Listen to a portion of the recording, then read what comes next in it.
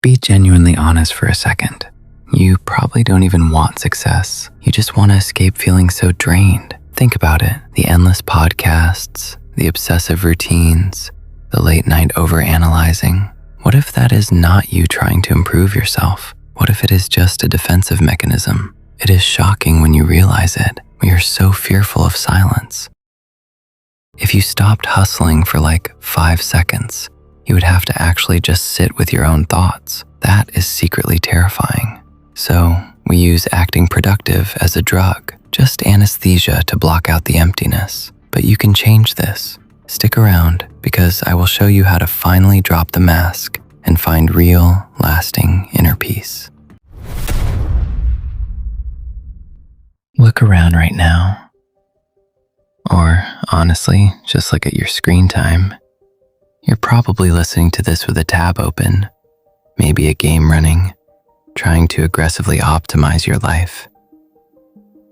We act like quiet moments are literally toxic. Think about the last time you had an empty hour. What did you actually do? You didn't just chill.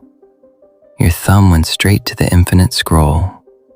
You threw on a 3-hour podcast about becoming a millionaire. You chased that cheap dopamine just to feel something. But let's be real, it's giving heavy NPC energy. You're just following a script so your brain doesn't glitch.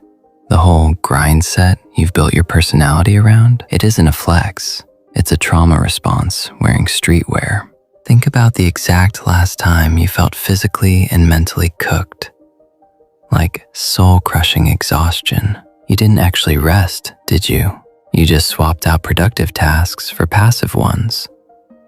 Staring blankly at a screen, watching a show you don't even care about, letting the blue light burn your retinas until 3 a.m. We are literally always consuming, always filling the blank space. Why? Because if the noise stops, the mask slips. You tell everyone you're in your growth era, but deep down, you know the truth. You're running on a treadmill, sweating, completely burnt out, but going absolutely nowhere. The noise is just a heavy blanket, and you're pulling it over your head so the quiet can't get in. So, what exactly is under that blanket? What is the void we are ghosting so hard? It's you, the raw, unfiltered version of you that is secretly terrified. When you finally put the phone face down, when the AirPods come out, the silence hits, and it hits hard. That's when the thoughts you've been sprinting from finally catch up. It's that cold, creeping dread in your stomach that you're falling behind your friends. It's the heavy realization that maybe the aesthetic life you're trying to build isn't even what you want. It's just what the algorithm told you to want. That is the void. And facing it means admitting that your whole identity right now is basically a performance. So your brain hits the panic button. It screams, "Quick, do something. Check your emails. Start a random side hustle. Overthink a text you sent 3 years ago." We literally use anxiety as a shield. We will self-sabotage just to feel a familiar chaos, because the emptiness of actual peace feels alien. You think you have a fear of failure? No, you have a fear of stillness. If you stop moving, you have to meet yourself. And for a lot of us, meeting our true selves feels like looking into a mirror and seeing a stranger. The void strips away your labels, your follower count, your entire vibe. It leaves you with nothing but your bare consciousness. And that's what you're running from. But hold up. I am not saying you should just rot in bed. Getting your money up, building a sick life, chasing your ambitions, that is all super valid. You don't have to quit the game. You just have to fundamentally change how you play it. There is a massive difference between escaping and building. Escaping is frantic. It's that 2 a.m. grind session fueled by pure panic and an energy drink, feeling sick to your stomach because you feel like a fraud. That's the anesthesia talking. That's you working just to numb the mental pain. Building, though? Building is grounded. It is quiet. When you are truly locked in, you aren't running away from the dark. You are standing firmly inside of it, creating something real. Purposeful work doesn't drain your soul. It anchors it.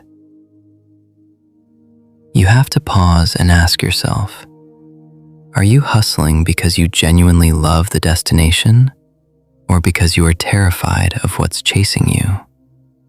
One leads to a hollow identity and total burnout. The other leads to actual, quiet power. You can still want to win, for real. You can still want the bag, but you have to detach it from your baseline self-worth.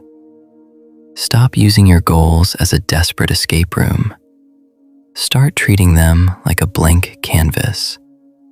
The moment you stop grinding out of fear, the work actually becomes yours. You stop being a passenger in your own life.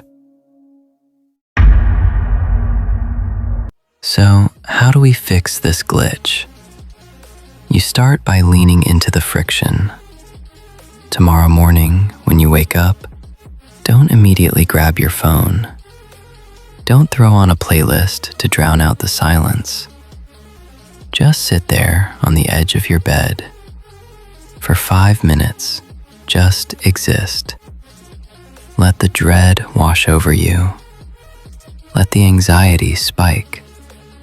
Notice the tight feeling in your chest, and then realize that it literally cannot kill you.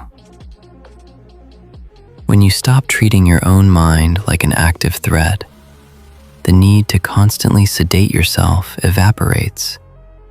You stop being a toxic slave to the hustle, and you finally take the wheel. You will still work hard. You will still build your empire, but you'll do it with a quiet, lethal clarity. You won't be desperately trying to prove your worth to a world that honestly doesn't care. Drop the heavy mask. Feel the emptiness. The void isn't there to swallow you. It's just empty space, waiting for you to decide who you actually are. Welcome to the silence. Now the anesthesia is wearing off. Are you going to keep running? Or are you finally going to wake up and build?